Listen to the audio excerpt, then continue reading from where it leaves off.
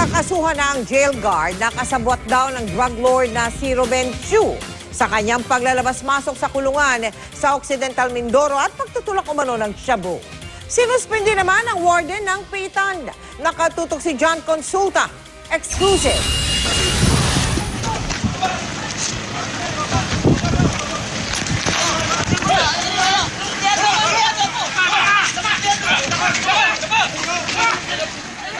Huling-huli ang convicted drug lord na si Ruben Chu sa videong ito na hindi lang nakakalabas-masok ng kulungan, kundi nakakapagpatuloy pa sa umano'y pagtutulak ng high-grade shabu.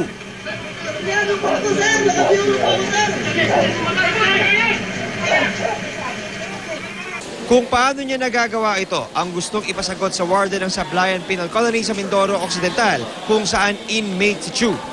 Ang warden na si Penal Superintendent 1 Resurrection Puno isinilalim din sa preventive suspension. We sent our investigator from Bucor, from this headquarters. We'll give them due process to explain, and we'll see they are negligent, and we'll have to give them the appropriate punishment. Ang una raw na report na pinadala sa Bucor Main Office ay tumakas si Chu. Yun pala, nasa labas na ng penal colony at nahuli sa bypass operation ng NBI habang personal na nagbebenta ng high-grade shabu. No sacred cow. We will see whether there was negligence on the part of him in the handling of our inmates.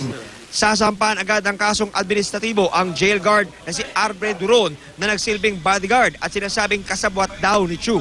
Sa ngayon, aabot na raw sa 107 at auwan ng Bucor ang nasususpinde habang 12 naman ang tuluyong dinismiss sa tungkulin sa nakalipas na 2 taon na bahagi ng paglilinis ng Bucor sa mga tiwaling kawani.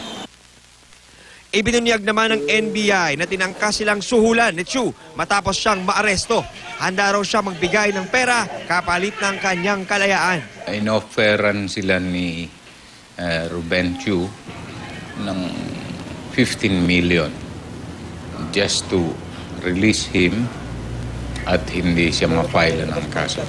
Pero ang doktrina ng NBI hindi ganon.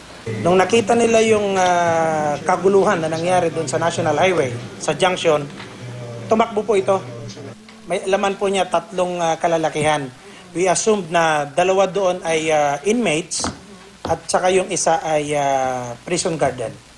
Sa ngayon, isinasailalim na sa forensic examination ang mga cellphone ni Chu at Duron para madiskubre ang iba pang kausap, kliyente at kasabwat ni Chu. Tinitingnan din ngayon ng NBI ang umano'y koneksyon ni Chu sa isang convicted Chinese drug lord na nakakulong sa Maynila.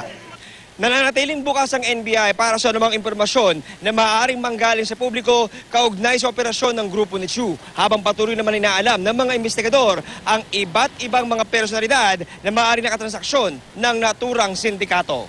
John Consulta, Nakatutok, 24 Oras.